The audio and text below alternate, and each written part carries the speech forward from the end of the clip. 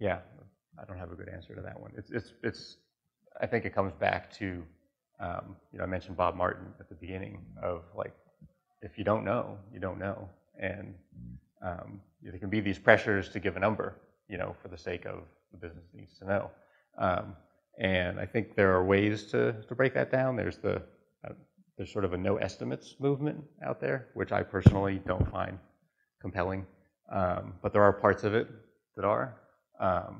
So you can, you know, for something that's like a new project, you can look at things like, well, based on old projects, if you're really good at sizing your stories, you know, and they have sort of consistent point numbers, you can start throwing the point numbers away and just sort of saying, oh, well, we deliver, you know, 10 stories a week or whatever your velocity is. That can really help with the newer type projects.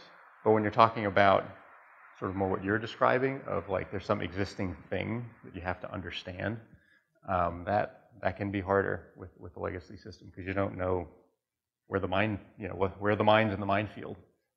You don't know what you don't know.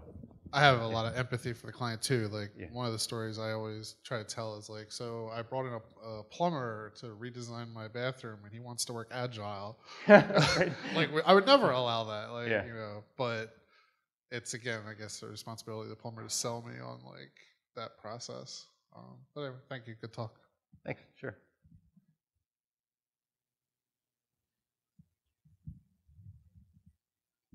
I guess I have a kind of a follow-up question to that estimation difficulty, because you guys do, it seems like, give rough ideas of how long you think something will take. So I think it's, you know, in software it's definitely possible, although hopefully not common.